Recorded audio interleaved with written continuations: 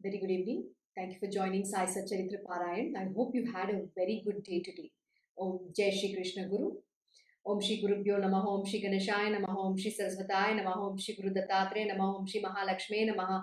Guru Brahma, Guru Vishnu, Guru Devo Maheshwara, Guru Sakshat Parabrahma, Tasmai Shri Guruve Namaha. Shri Sai Satcharita, the life and teachings of Shirdi, Sai Baba. Today we are starting a new chapter, chapter 17. It's called A Narration About Brahma-Jnana Concluded. My obeisance to Shri Ganesh, to Shri Saraswati and Shri Guru Maharaj, to the family deity, to Shri Sita Ramachandra, my most humble obeisance. I bow in reverence to the most venerable Guru, Shri Sai Nath. It has been promised in the last chapter that in this chapter we'll follow a narration of the characteristics of the Shreya and the Preya. So now listen to it carefully.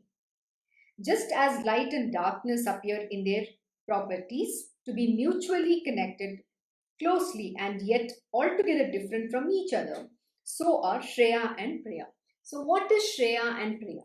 Shreya means those who are in the pursuit of spiritual, and Preya means those who are in pursuit of material. He whose mind runs after Preya is doomed to a fall by his own selfishness. Shreya is discriminating. Preya isn't discriminating. The object of Shreya is pure knowledge. Of the Preya, it is pure ignorance. The wise are never tempted by Preya.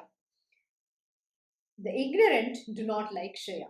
I think we understand this because in the so many chapters and all the verses we have done one thing, which is of who is a spiritual person and who is a material worldly person. Here Baba is still continuing on the same lines of what are the qualities of a spiritual being and how does a material worldly man look like and what are his qualities. So long as there is hankering after gold and lust, the senses are attached to sensual pleasures, and discriminating knowledge and renunciation have not been attained. Till then, there is a fondness for Preya. Absolutely true. Till we do not give up Kamini Kanchan, which is women and gold. Till you don't give up the lust and the greed, you're always going to get carried away in the material world. And you're not going to, come towards the spiritual inclination. It's never going to happen. You're not interested in knowing God. You're not even interested in understanding what is the purpose of this human birth. Nothing comes to you, but you're always enticed by the worldly lust and greed, and you're lost in getting carried away by that. You're continuously, going deeper and deeper into that ignorance. You never want to come out of it. The mixing of Shreya and Preya is like mixing milk with water. And from this mixture, as the swans of the Manas lake will only drink the pure milk, separating it from water.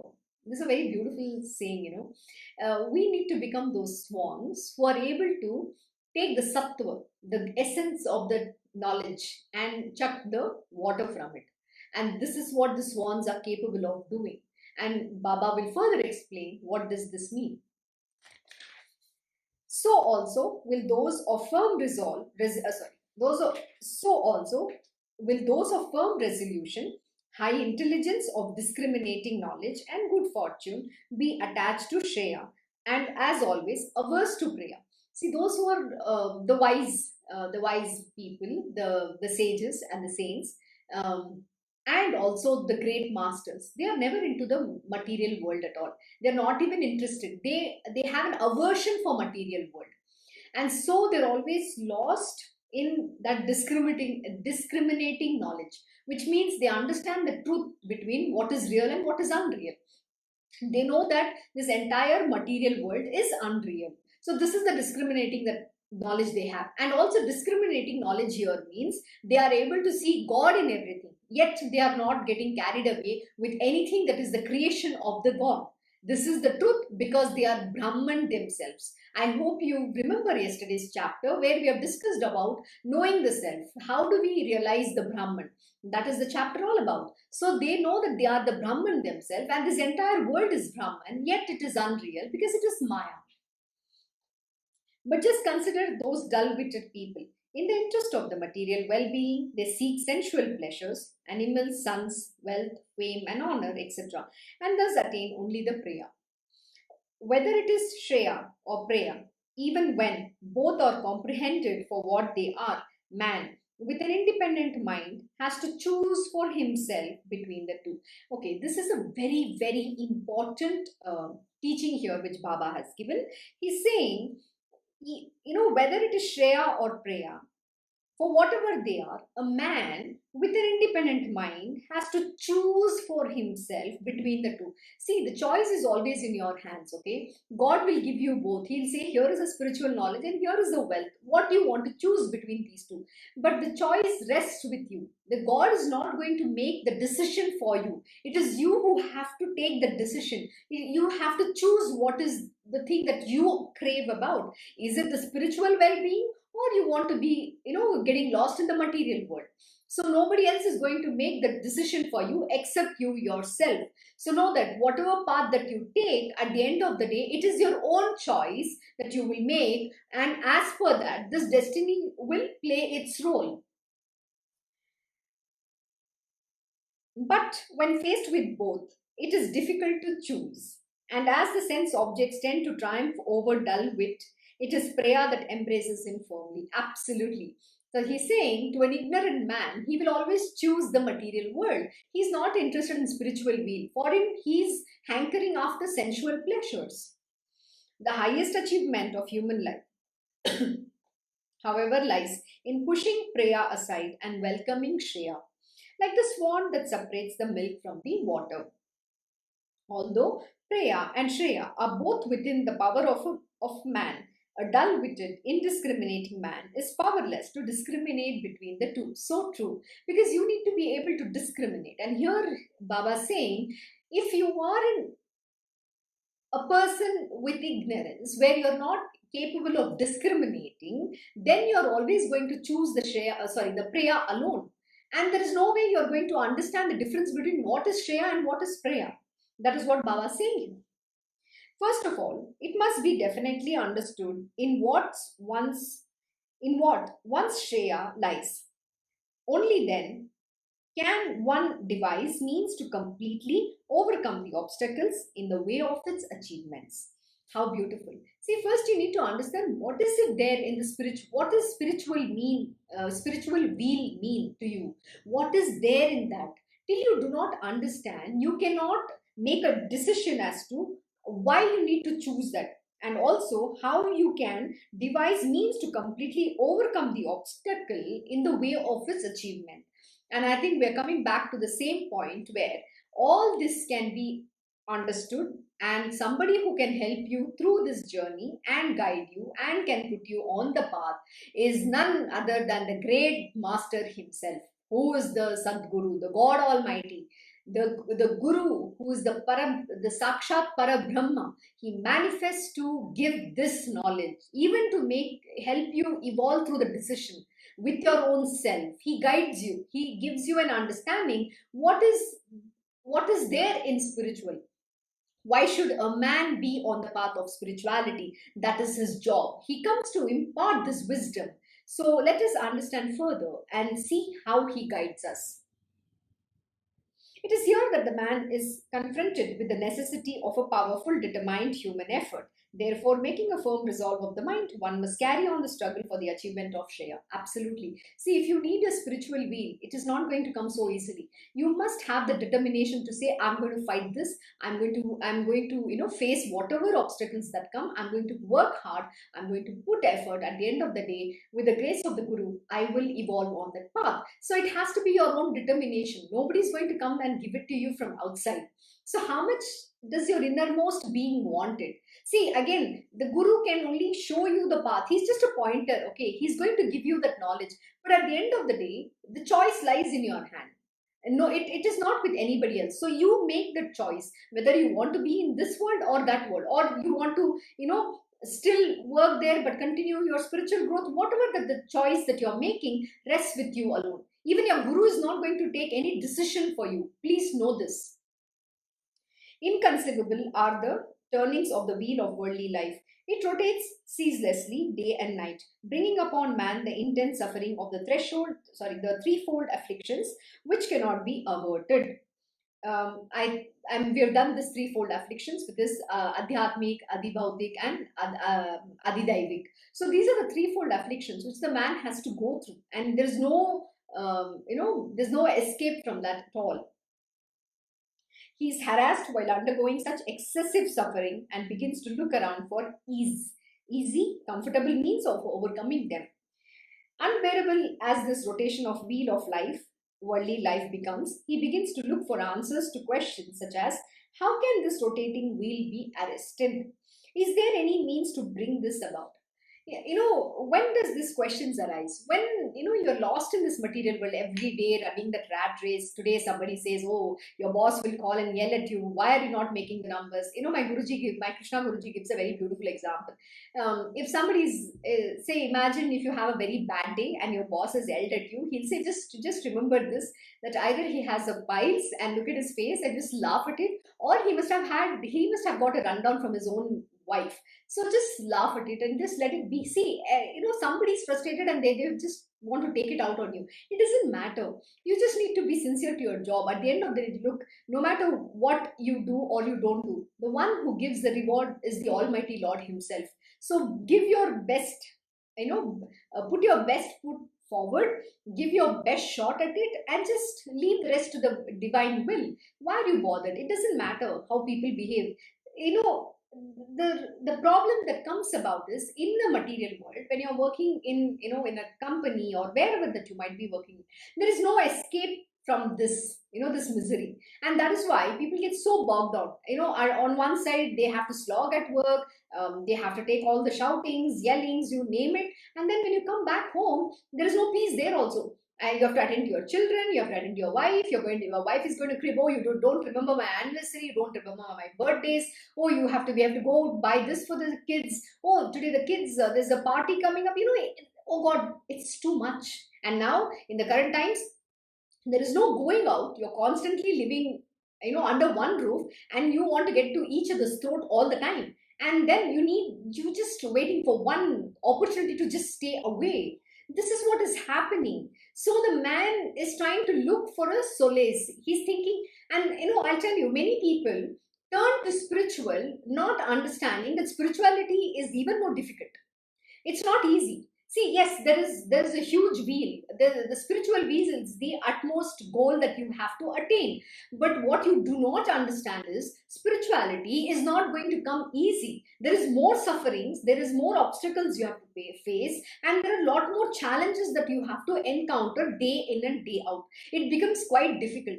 But you know what you can experience? You can experience freedom. You can experience that divinity. But yes, that comes over a period of time, but you have to go through that. So people turn to spiritual as an escape mechanism. And many a time I have to tell people, please, spirituality is not for everybody. Don't just try and run into spirituality because there you're trying to find peace. It's an escapism from the material worldly duties. But please, you need to know this one thing very well. You have come with a set destiny. You can't stray off the path. You will be put back on that path. We all come with a definitive destiny. There is no escapism from that destiny. Whatever that path is, whatever your swadharma or whatever duty as this body is, you have to perform. You cannot just run away into some ashram and say that, oh, I'm going to take refuge there. I'm just going to leave my material worldly responsibilities and I'm going to just hide there. No, you will be someday pulled out and thrown back into your duties, which is a must. You cannot escape from that. So try as much as you want. But you know what? The destiny will pull you back to the same point where you denied and ran away. So this is the truth of life.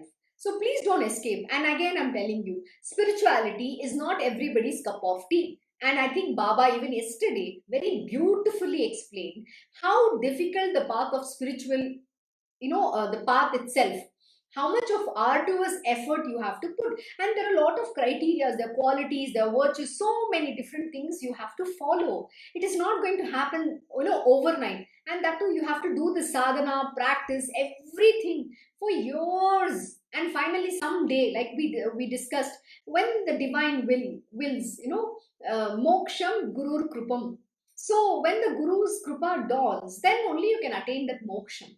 And that is also is not guaranteed. So, don't go with thinking that I'm going to get peace. Please, there is no peace. There is no peace anywhere. Everywhere you have to suffer. And that is the ultimate truth. Only through suffering can you realize the divine love, and you'll understand how futile this material world is. Actually, it is worth suffering for the divine rather than suffering for this material world. What joy do you get? Everything is momentary, everything is transient. Today you're there, tomorrow you might not be there. So there is no guarantee to life itself. Can you ever predict death? Did anybody predicted this pandemic? The world is going to face such, I don't know, such huge, situations. It's going to come on this world. Are there anybody who's prepared for it? Did anybody anticipate it? Nobody ever imagined. But today, there's so many people dying. So did they even plan? Oh, they must have planned. Oh, I'm going to live my life for so many years, or I'm going to do this, I'm going to do that.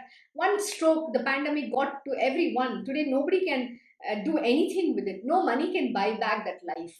So live today. Do what you're supposed to do now. There is no tomorrow. So don't wait for a tomorrow. And again, this very important lesson, spirituality is not an escapism from material worldly life. Just because you have a family problem, just because you are into something, it's not about running away. You need to be a true seeker. See, what Baba's teaching here is spiritual wheel is the highest. Of course, yes. But it is not everybody's cup of tea. Don't think you can come to spiritual only because you want to get rid of that material worldly burden. That is not what it is. It has to come from you, and that is why here Baba is also mentioning that the choice is given to you, and they're also going to tell you about what is there in that spiritual. What does Shreya mean?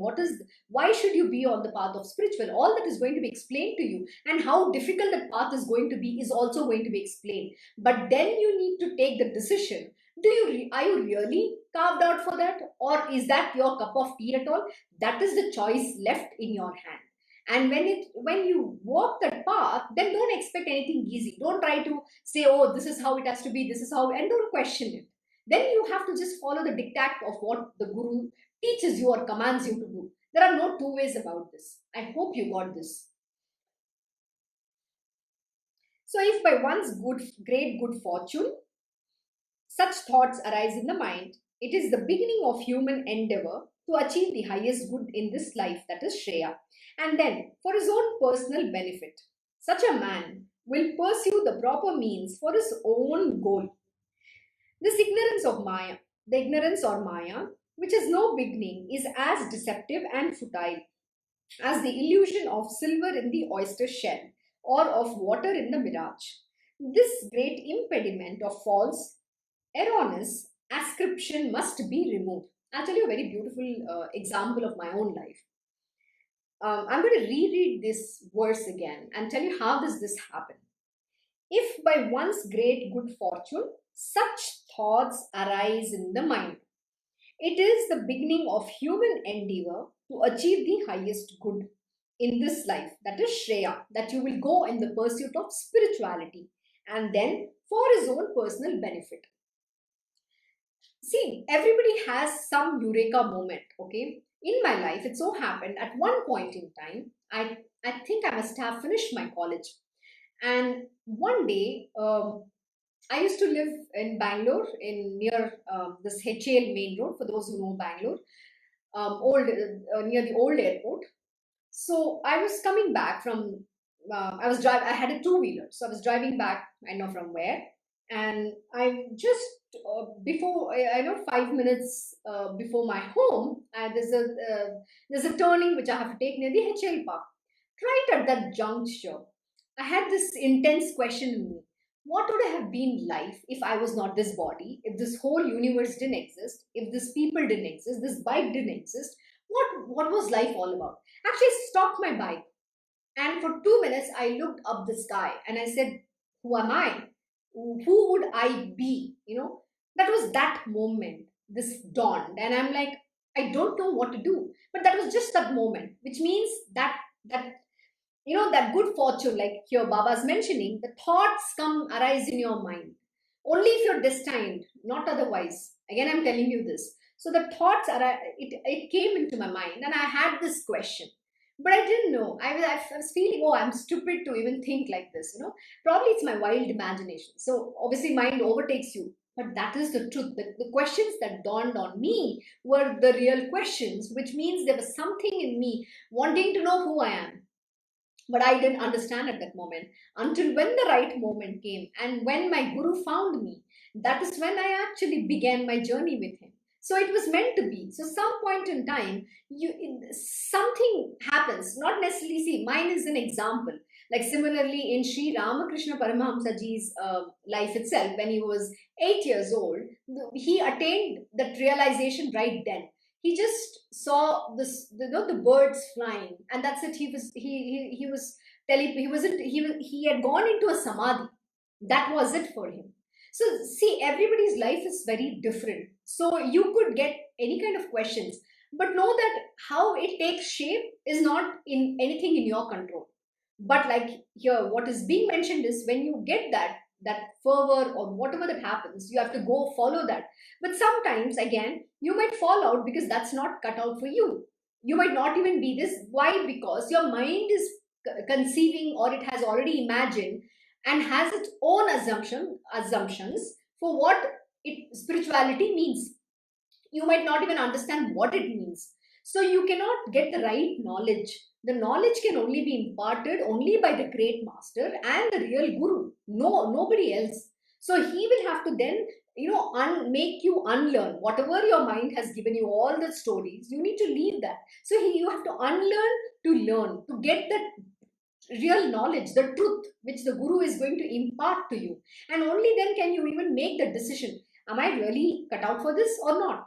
That is when you will even arrive. So then you'll know how much are you capable to stand that, and where can you go, where would you be fitting in.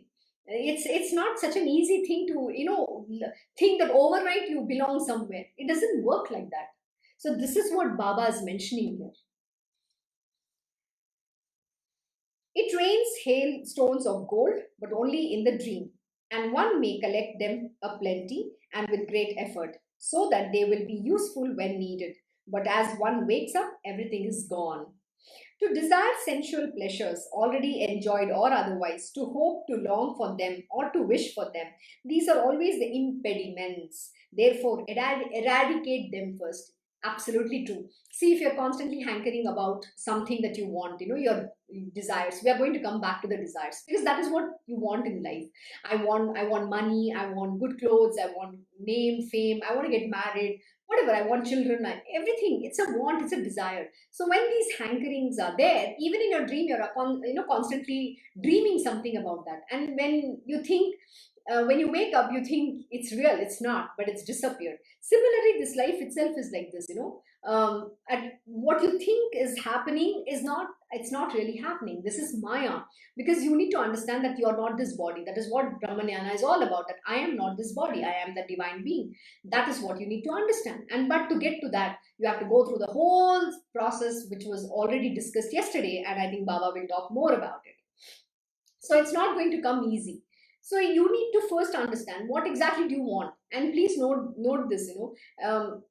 My Guruji and Lord Shri Krishna has mentioned in Bhagavad Gita that unfulfilled desires ensures anger.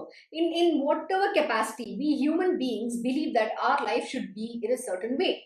And when you don't get that life, you feel life has cheated on you, or your parents have cheated. They have not been the right parents, so and so and so forth. One day, my Krishna Guruji asked, when I said, "Oh, I didn't like the school I went to. I've blamed my school, saying that, oh, I didn't like it because that's why I didn't study, or whatever reason I gave. All this was a nonsensical reason." To which my Guruji said, "See, God has willed you that life. You need to be very graciously accepting it. It's only because you deny and you have imagined, I need this life, I need a life like this, because you have created your own imaginations or whatever aspirations, and which is not meeting based on what life has to offer you. You're always going to be in that bitterness. We are going to, we are going to feel, I don't know, we're going to envy seeing somebody else have that. We're going to be in jealous. We're going to, we're going to be irritated, whatever that is, right? And we are not going to feel good about ourselves. So how can you then, understand what is truth all about? You cannot, because there is somewhere that need, that hankering, that I didn't get this. So that anger is going to be there within you. So why? Because you've never accepted your life. Whatever God has given you, you think God has done something wrong for you. This is the first notion which we as a human being need to get out of. God can never do wrong. See, we have come in this body because of our prarabdha karma. It is meant to be. You need to understand one thing. Whatever that you're suffering, whatever that you're facing, it is only because of your past karmas why you have taken this body. But please be grateful if you get a chance to get the guru, if you get a chance to meet the guru. So the guru will put you on the path. So here, the whole idea of what Baba is teaching here is one, this human birth is extremely important. Two, when the grace of the guru dawns on, when the grace of the God is dawns on you, then the guru finds you. When these three things fall, comes together, then whatever it takes, the guru finds you and you get an opportunity to meet that real master, and then you're put on the path. But not necessarily that path means you will attain spiritual wheel, or in the sense you will attain moksha or whatever. See, just being devoted and doing your swadharma itself will lead you to that. And when you have to evolve, you will evolve at the will of the divine. So don't ask for it. So what Baba's teaching here is, it's all interlinked, and everything goes in this sequential manner. So most important thing is, stop feeling okay, I don't like my life. That is not what you should feel. Most important is, you need to thank this body. Because of the body you can attain the divine. So be more devoted to the divine. That is how you need to look at it. Life is beautiful, trust me. There was a time when I thought I need to become this, I need to become somebody great, all that, But today it's come in a point. I'm very grateful to what life has been. And if not for all that, I am not who I am, and I am not who I will be. I'm extremely grateful. Today I'm so grateful to my Guruji making me, do this Sai Satcharita Parayan. I'm blessed by them. It is their grace so that I'm reading this. You know what? In my day, I look forward to this hour, doing the Satcharitra with you. It is so beautiful. Why? Because that is the truth, the contentment that I get every day. Oh God, this is such a great lesson that I learned. And this is what will take you, this is what will keep you close to God, not anything else. Yes, even today my day was bad and I was a little irritated, but it's momentary, You will be able to get out of it like this. You don't even have to talk or think. You might get a little irritated and frustrated. Yes, and then you'll be able to be out. That is the spiritual strength. I'll tell you, there was a time in my life, I feel so terrible that I've done this. There was a time in my life when I would get so irritated with what my bosses would do, or what happens at work, or what happens at a client meeting. And then I would call my Guruji. The first thing is, you know what, today this happened. I will whine, yeah, yeah, yeah, and non-stop go on and cry. And then I'm like, oh my God. And then my Guruji will say, why are you talking all this? And then he'll very patiently listen. And after that, he'll bring me back to the point. Okay, let's do our scripture today, which is the lesson we have to do. And so sweetly, he'll bring me back to that, the one thing that is so important in life, and that is the spirituality itself. And then we'll read. But again, I will go on and on. Why? Because my mind is irritated. So then, many years later, I understood how much I've wasted my time in talking about the nonsensical stuff which has no value, because everything is unreal in this world. What you feel is happening to the body. It's not happening to the divine being who I am. This is the truth. This is what we forget. How sad it is. And then, you know what? When you understand this truth, it is freedom. Yes, I have to do a job. This body has to go through that. Just do it detached. This is what my Guruji says. He teaches, be detached. You know what?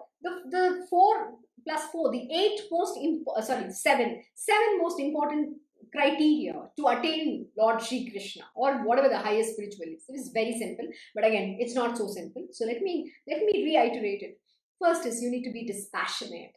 Oh my God, can you be ever dispassionate? We become so passionate. I want to eat this. I want to wear good clothes. Oh, there's a earring. There's a sale going on. Can I go buy this? You're constantly running after things. Passion. Oh, I want to achieve. I have to become a thought leader. I have to do this. I have 20 talks coming up. How does it matter? And most important, you just got to do it, but do it with absolute focus in that. Most important. I'll come back to the focus part. Okay. Next thing is detachment. You have to become detached. Don't have to get attached to anybody, whether there's no friend, foe, there's nobody, it's only you. You're your best friend, you're your worst enemy, everything is you alone. There is nobody else outside. And you have to go listen to my Krishna Guruji's Bhagavad Gita satsang, which happened this morning, and he talks about how beautiful it is to be yourself. He talks about there is nobody, there's no friend for anybody, there's nobody for you. Please know this. We think, oh, there is somebody to go. When I go back home, I have a shoulder to cry. All that is nonsense. Nobody is there for you. Please know this. You're born alone, you die alone. You come on this earth all by yourself and you go like that only. The only company you can have is the divine being. That's why I keep saying Lord Shri Krishna is my father, mother, my husband, my beloved, my friend, my teacher, and the greatest. He's Krishna Mande Jagat Guru. He's the master of this universe. I love him the most. That's so beautiful because he's always there for me. He's not like a human being, and his love is always growing. It grows so much. And that's the beauty of being, in love with the divine. So be attached to him. Don't become attached to anybody in this material world. Get detached from all of it and do your job in a detachment. That is what my Guruji teaches. And the next is discriminate. In fact, Baba here is teaching how you need to be able to discriminate. What does it mean? To understand that everything is unreal and everything is God alone. You have to see God in everything. So where you're not going to get disturbed about seeing somebody behaving badly to you or whatever. Yes, you will go through that, but it is a long drawn process. You have to practice. It's not going to come overnight. Let me tell you this much. And the next thing, faith. Oh my God, it's not 99.999%. It is absolute faith. It is unflinching faith, which means 100%. No matter what happens to you in your life, you need to say this: God, I know whatever you're doing for my good alone. I keep narrating this story, which I really love. During my initial days with my Guruji, it was very tough for me to, in this, I see myself so much more because I didn't know what being on the path of spiritual meant. I really didn't know. So I had my own assumptions, and I'm like telling my Guruji, I want to be the highest devotee of you. I want to be greater than any Radhas or Mirabais in this world.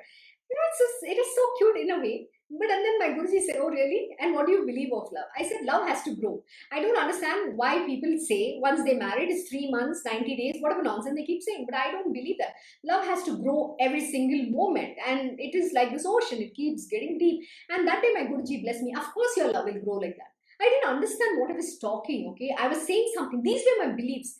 Beliefs without having any idea to who I was. So, the fact that it says that your thoughts which happen in your mind, which give rise to it, because you're attuned to that. Somewhere you have it in you.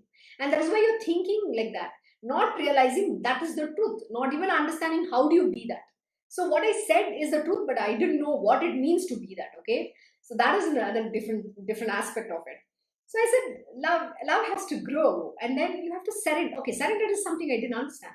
To be very honest, I didn't know who this master meant. What it means to serve a guru, I didn't know.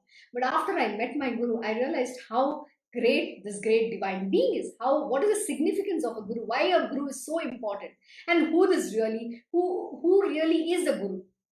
Who truly he is? Who is he? And that's a very important question you need to ask, and then you have to learn that. And that was such a beautiful journey by itself. And during that time, I didn't know. My Guruji used to put me into a lot of different tests. I was always getting upset. And that time, his Gurudev, who's Lord Dattatreya, he just gave me this one lesson, and that is, know that whatever is happening for good alone. Even if the worst thing is going on, it's for your progress alone. It is everybody's progress. Because whatever the great divine being do, he says he has everybody's well-being in that. He only cares about everybody's well-being. So that is one lesson I will take. No matter what the situation is, what is going on, I know whatever my Gurudev is doing is for my good alone. Whatever is putting me through, no matter what situation it is, what difficulty that might be, it's all for progress alone and for my well-being and everybody's well-being around as well. Because they are selfless being. They care about everybody's well-being. They do not think somebody is a foe, somebody is a friend. It doesn't matter. Both are equal to them. He only knows that they're all human being at the end of the day. He doesn't, discriminate between a good or a evil person. There's no good and bad in his world. Everybody is one. Yes, in this poti, in one of the chapters, we did what Baba says. He gives an opportunity to those who are unrighteous. He definitely gives them a huge opportunity. Why? Because they're way too fallen in this world. So he gives them a chance. He gives them the grace more so that at least they can uplift themselves in that one life, and they can redeem themselves. That is the truth for sure. But he knows one thing very well, that everybody has this human nature. They are never going to overcome their nature at all. Lord Shri Krishna has very clearly said in Bhagavad Gita that you cannot overcome your nature, but with the Guru's grace, with sadhana, with practice, you will be able to overcome. In the sense, you will be able to direct your nature for the good of this world, for a good cause, for whatever your swadharma is. You will be able to focus in that. That is what means the Guru will put you on that path, and exactly based on your inherent nature. The inherent nature is not removed. You are not going to, he's not going to change your nature, but he's going to put you on the path of the swadharma, because so that you can use the same nature to rise in this world or to achieve whatever you have come here to achieve. That is what he's going to do. And then comes the love. Yeah, we spoke about the love, unconditional love. Again, it's not such an easy thing. It's a subject, and you can live to eternity. It's not so easy as it is said. Unconditional love. And then comes devotion, that which is only granted by Lord himself. So this is how it worked. So this one lesson, remember, no matter what happens, everything is happening for the good alone. Have that faith. To desire sensual pleasures already enjoyed or otherwise, to hope, to long for them, or to wish for them, these are always the impediments. Therefore, eradicate them first. That which cannot be seen, even in the bright light of the sun, where the intellect cannot penetrate and therefore turns back, where Vedas and Shrutis cannot even gain a foothold, it is that which the Guru points out with his own hand. Again, Moksham Guru Krupam, simple as that. He's the one who will be able to give you that experience. Lust and anger are both affections of the mind, which impede the attainment of knowledge and interrupt listening, reflection, and samadhi in a trice. Oh my God, this is very scary and very true. So please be aware. Lust and anger, two are both biggest affections of the mind. We can never get out of this. Let me tell you. Anger is one and lust is another. So first is lust and second is anger. We human beings, we get so much carried away in lust. This whole world is running after lust and sensual pleasures. There's no need. And then otherwise we get lost in anger. Anger for so many things. Oh, I didn't get this. I didn't get this. Somebody said this to me. Somebody did this to me. Oh, that somebody's bad. Oh God, you're angry with every other thing. There is no rhyme or reason and you can get angry. Oh my God, it's terrible. Anger is not a good thing to have. But you know what? Anger as a quality should be used for fighting for a good cause. Then you are serving this purpose, but not for destroying something or putting yourself, into that gutters. No, don't do that. You have to channel it, and this is what my Guruji teaches. And if, for example, I used to be very angry person. That was my nature. But today, my Guruji has subdued it. And you know what he's done? He said that anger is required to win in this world and fight for the good cause, or something which fighting your dharma, but nothing to do with, going in the wrong path. That is not what my Guruji is teaching. And that is how he directs that nature. And it is so beautifully done. So similarly, give up that lust. You don't need to be lusty for anything. Lust also means just not sexual pleasures. Lust also means you're lusting for things. You're constantly lusting, you're envying. If somebody is getting and you don't have, you're still lusting for it. Lust also means that. It's very dangerous. So give up these both qualities, because they will never let you evolve on the path of spirituality. And someday you will fall, and that's it. And then you have to stop right there. You can't proceed further. It is possible that camphor and the flame will ever push each other aside. When they come into contact, no sooner than the twain meet, the camphor becomes one with the flame. He who constantly rolls in sinful deeds, which are prohibited by the Shruti and Smriti, and knows not the right deeds from the wrong, what good will he achieve? Though he may be a jnani. Okay, this is a very dangerous statement. You need to understand this. I'm going to reread this. He who constantly rolls in sinful deeds which are prohibited by the Shruti and the Smriti, and knows not the right deeds from the wrong, what good will he achieve? Though he may be a jnani. See, you might be a jnani, okay? You might have all the knowledge in the world, but if you're not following what is mentioned in the Shruti, and if you're going to be constantly rolling in the muck of those sinful deeds and committing it endlessly, you can never attain the spiritual wheel. Baba is making it very clear. So be careful. People think they can, no, they are spiritual, they have met the Guru, they will be on the path, but know that the fall is very easy, because you can, the lust or greed can strike you like that, or anger, anything can strike you, and the fall is, imminent. You can just fall anytime. Because if you can give into that and open your mouth and do something wrong and get into the sinful actions, your fall is for sure. And then from then, there is no getting out of that. You can be even a jnani. That is what Baba is saying. So please beware. Huh? Don't so easily get into this, and always have the awareness of what your mind is doing. So always stay chant. That is why you have to always dhyana moolam gurur murti, mantra moolam gurur vakyam. So this has to happen, dhyan and mantra. So when you're chanting and also constantly reminding what your guru is teaching you, then you will allow those pitfalls. I mean, then you will stop. You will not go into those pitfalls. So be careful about it. Similarly, he who is never at peace, whose heart is restless, and whose mind is agitated by the fickleness of the sense organs, such a one can never be perfect in knowledge. Absolutely, I think we spoke about it. We are constantly irritated, agitated, and we're so unhappy. And if you're constantly into that, then you cannot attain. You cannot think spiritual at all. Knowledge can never come. So one can never be perfect in knowledge. The knowledge is not going to fructify within you. The understanding is never going to happen. Why? Because you're not able to imbibe. Whatever you listen is going to bounce back. So please be careful about it.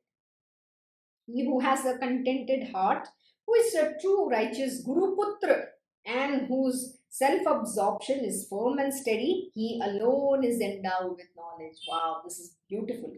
It says, he who has a contented heart. You need to first become truth. Truth means, okay, I'm happy with everything life has given me. First, you need to become contented. Who is a true righteous Guru Putra? Okay, this is a very powerful statement. What does Guru Putra mean? You have to be initiated by your master. So nobody can get this knowledge. You can read as much as you want, unless and until you are not the true righteous Guru Putra. True means you have to be real, you have to be true. And then righteous means you're following a righteous path. A righteous means who has been given that initiation in a rightful manner by your Guru. And you have to be his, and then you become the Guru Putra, you become the twice born, and whose self-absorption is firm. And after the sadhana and practice and whatever your guru is putting you through, you have to practice. And when your self-absorption is firm and steady, he alone is endowed with that knowledge. That knowledge, the fructification of the knowledge will happen. See, you might read today, I might read all of this. Oh, great. We spend this 1 hour listening, going through these explanations and understanding what it means. After I shut this book and I go back into the world. Then what happens to this knowledge? Has it even absorbed? Have you even, have you become the sponge and learned something? Has your mind imbibed it? And then have you, Manan, have you contemplated on that? No. We just get lost again, carried away with what's happening in our material world. Then how can the self-absorption happen? How can that perfect knowledge be established? The fructification of the knowledge should happen. That can only happen when you have all done all of this. So know that one of the criteria is a Guru Putra. It's not for anybody else. That is a very important thing here. Whether pursuing worldly life or the path of salvation, if one has to reach one's eternal abode, one must become the master of the chariot of his physical body. What can he achieve who is merely clever of speech? So very true. By talk you can't achieve anything. First, you have to become the master of this chariot, this body. What it simply means is you need to be able to control your mind, your body, your senses. Why are you getting carried away? And by the way, where is this mind? The mind is all through your body, head to toe. So do you have a control? No. So the first control that you need to take is of this body, your mind, your senses. And there's no use of you can be very smart and a smart cookie in your talk. It's not going to give you anything. First, in on the path of spirituality, you need to learn to shut up your mind and your mouth. Don't open that. Those are another two pitfalls. When you open your mind and your mouth, you're going to go into gutters. That is true of anyone in this world. So silence is the most important thing here. So we need to be silent and just learn to control our mind and body. Take the control of your body. Most important. Here, there is no place for mere eloquence. Study is its essence. Let your body be the chariot in which you sit calm and study. Oh my God, this is such a profound statement for everybody. I talk a lot. I used to talk a lot, but today I cannot talk to everybody. But sometimes, yeah, in my professional world, I have to talk. So there I will talk. But otherwise, when I have to, talk today, I can only talk to my Gurudev on learning. He has changed the way on how I speak, and that's very beautiful. Earlier, I used to talk dime a dozen nonsensical stuff. And in Krishna ashram, when we have our breakfast, my Guruji will teach us today what's happening in the world. He's always imparting knowledge. The only talk that he does is he's constantly giving us knowledge and making our mind occupied and making it practice to learn and not to talk anything nonsense. And if we go and talk anything nonsense, he's going to cut you into pieces. He will always say, what is this? Is it going to give you progress? No. So don't talk that subject. Beat anyone. So even by mistake, if we take a subject that is not going to give progress to anybody, he will cut up right there. But on the contrary, my Guruji will ask us, oh, today did you read your news? And it feels so terrible because my Guruji is a well-read being. He's all-knowing. I don't know how he manages. I see that he is reading 24/7. I don't know when he sleeps at all. I've hardly seen him sleeping. So it's so profound to be that you have to attain. That is the control he's got on his body. Because he knows that he's not this body. He's the divine almighty. He's the Parabrahma. So he's being able to transcend his mind, body, senses, and the three gunas. So he knows he's all knowing. So what is beyond him? So that is what he's teaching us today for us to attain. But to get there, we have to put effort. It's not going to come easy. Nothing is easy in life. Till you don't, wear yourself out, you're not going to get anything easy. Please know this. You have to work. Work is a must. You have to bend your body and become active and do your job. And this is so important. In fact, my Guruji taught a very beautiful lesson the other day. I don't know whether it's Uddhav Gita. I think it's Uddhav Gita. In that he mentioned how easily he was talking about the mind, how it works. So if you don't get up one day, it says it's okay, today is Saturday, you can take one day holiday, it's fine. And then it's Sunday. Oh, today it's Sunday, it's okay, you can sleep today, don't get up, it's fine. You've worked hard a lot. And then it comes Monday. You know what, today I'm having a headache. I can't just get up, okay? Today, okay, it's okay, you're fine, you can take, your mind is encouraging you to sleep. So once you do this, your body gets into that zone. It is so easy to become like that. But to get back and to doing that activity, it takes so much more effort. It was very easy to fall down, to become indisciplined, to go into the tamas. But to rise and be active and be disciplined, it's challenging. So even if you miss one day, not going for your walk, not getting up on time, you're gone. So this is what spiritual sadhana means. You have to wake up in time. You have to constantly keep working. You have to do things in time. You have to be disciplined. There's so many things. But human beings are so lazy. So how do you think you're going to ever attain this? That is what it is mentioned. So no matter how clever, how eloquently you can speak, it is no use. So here is saying, first you need to master, you need to be able to master, take control of this body, master it. If you cannot do that, forget it. And then most important, with the mind calm and composed, you need to sit in the chariot as a master, which means you understand I am not this body. I am the one, the divine being who's donned this chariot, and I am sitting there and I am just being one with myself. And this is a very profound truth. This is not so easy, for which you have to do your sadhana. It doesn't happen so easily. But you have to trust in the grace of your guru, and you need to do exactly what your guru says. And he's taught another beautiful thing here, I'll tell you. And he's also said that it's okay. You know what? You have to keep doing your sadhana. Don't think that you're going to experience all of this overnight. Okay, this is another problem we human beings have. If you think your Guruji says you do this and this is why you have to do and you need to attain this, means you're constantly thinking of that, oh, I have to attain this, I have to attain this. You know, in your mind it goes on, which means you are focusing on the fruit of that action. You cannot. The end result is never in your hands. So whether you're going to attain that calmness and all that is not in your hand. So please know this. Doing alone is a must. Don't bother about how it is going to happen, when it is going to happen, whether it is going to happen or not. It's none of your business. Doing alone is a must. Doing alone is your right. There is no right to the end result.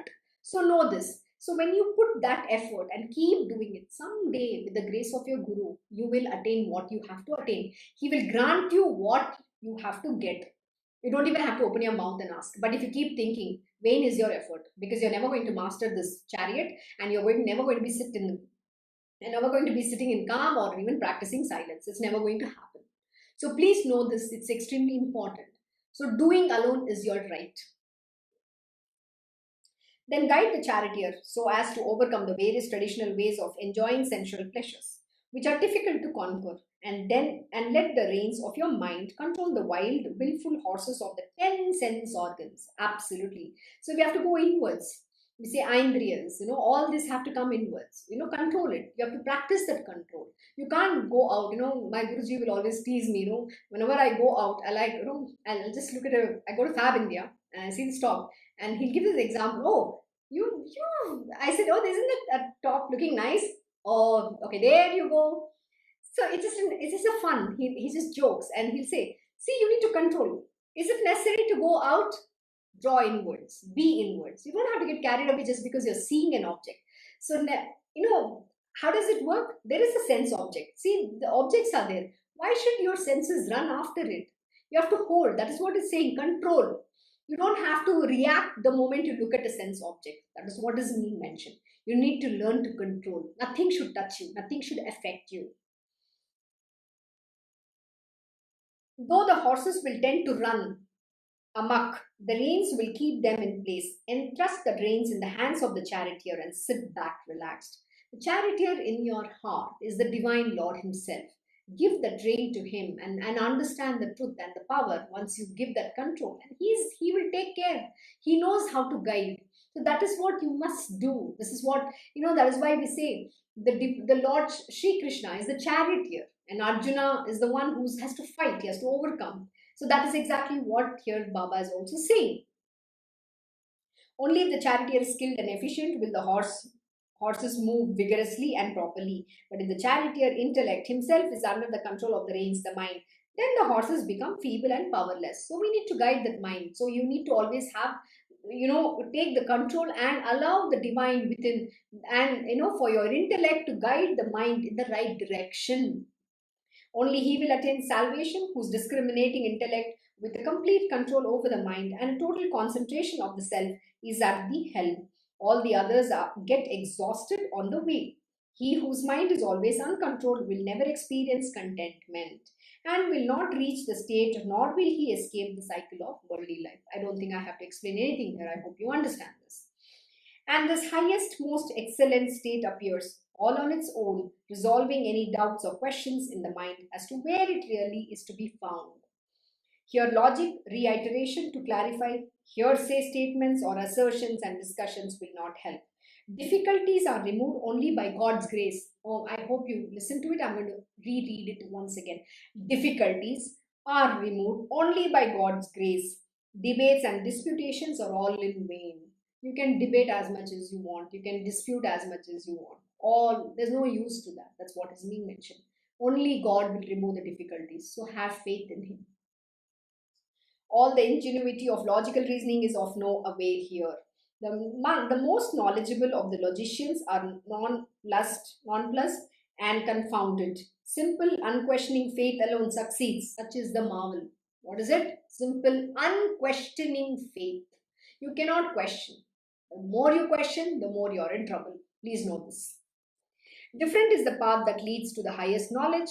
Different also is that intellect, and so is the learned one in the Shastras who imparts this excellent knowledge. Remember this. This priceless human body is being frittered away, evanescent as the noon shadow is this hankering after wealth. It is difficult to overcome God's illusory Maya. Know this and fall at the feet of the saints. The only way to overcome Maya is only with the grace of the Guru, with the devotion unto the Guru's lotus feet. That is why it's mentioned, fall at the Guru's feet. The only one who can grant you that grace is Him alone, and but doesn't come overnight. You have to wear yourself out. I think we have done this over and over and over again. The reason I'm reiterating it is because your stupid mind needs to understand this. Because no matter how many times you're being taught, you will still make the same mistake endlessly. And please know this, this human body should not be frittered away. You need to value this human birth. So take every opportunity that you have to evolve in your life. Saints are the ark in the ocean of worldly life. Be a traveler on it, for who but they have the power to ferry you across safely. He who can combine in himself the two qualities of discrimination and renunciation will not find it difficult to cross the ocean of worldly life, dull and stupid as a stone though he may be. So true. You can be dull or stupid, but if you can combine in yourself the two qualities of discrimination and renunciation, if you're able to renounce and discriminate, then you will be able to easily cross over. That is, even you can be dull-witted or stupid in life. The glory of the God is vested in the 6 excellences, of which the first and the foremost is the quality of renunciation. No one except those of rare good fortune can hope for a share in it. And again, it is not everybody's cup of tea. This is what it is mentioned. And let us understand what is the 6 excellences are. Okay, I'm going to do this quickly. The 6 sadhan or acquisitions necessary for samadhi are shama, mental restraint; dama, control of the body and senses; titiksha, forbearance, bearing heat and cold, happiness and misery, and all pairs of opposites, which simply means equanimity of mind; uparati, withdrawal, abstaining from sense objects; shraddha, faith in one's gurus and Vedanta; and samadhana, it's concentration of mind on scripture and on scriptural or other elevating truths which is taught by your Gurudev and which is imparted to you from the scriptures alone. So this is extremely important. So we have to practice all of this. Again, it's not something so easy. Please know that. Without performing the karma ordained by the Shastras, the purification of the heart will not come about. And know this, that if the heart is not purified, knowledge will not be attained. I think even yesterday I've discussed this. Purification of heart, purification of mind, and only then the surrender happens unto the lotus feet of the Guru. Without the purification of the heart and purification of mind, you can go nowhere.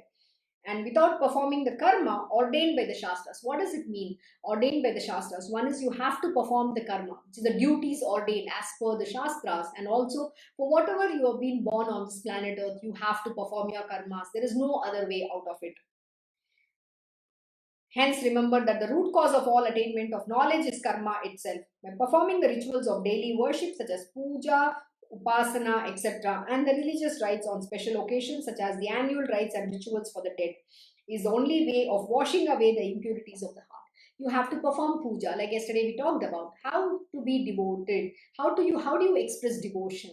You have to every day do your rituals, whatever that you are following. It could be lighting a lamp, an incense stick, camphor, doing the aarti, and singing certain bhajans, whatever that comes to you, simple things, you have to do it every single day. The practice is a must. Why? Because the purification of heart has to happen. And you know what? My Guruji will be doing a very beautiful subject, a chapter in Uddhav Gita, which is all about devotion.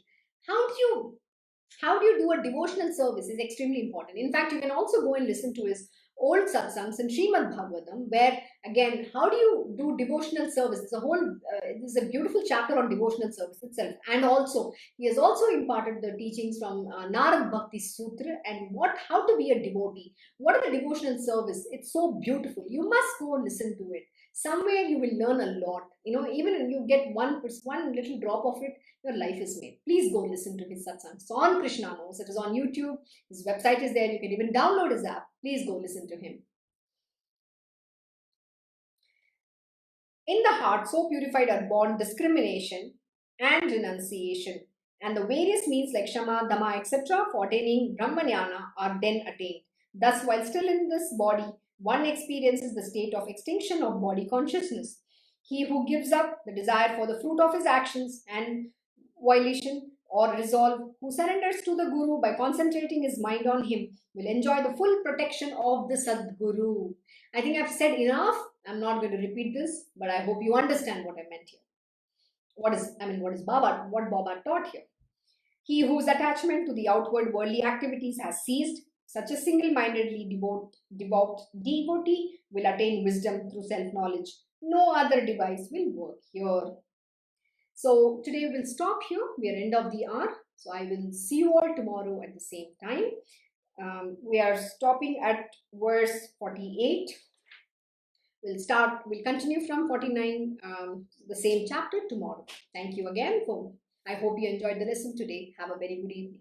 Om Shri Mahaganapate Namaha. Om Shri Gurudev Datta. Om Shri Sachidananda Sadguru Sainath Maharaj Ki Jai. Om Namo Bhagavate Vasudevaya. Digambara Digambara Shripad Vallabha Digambara. Om Shri Krishna Gurunathanatha Shri Guruve Namaha. Om Devi Durgaya Namaha. Om Shri Krishna Arpanam Namastu.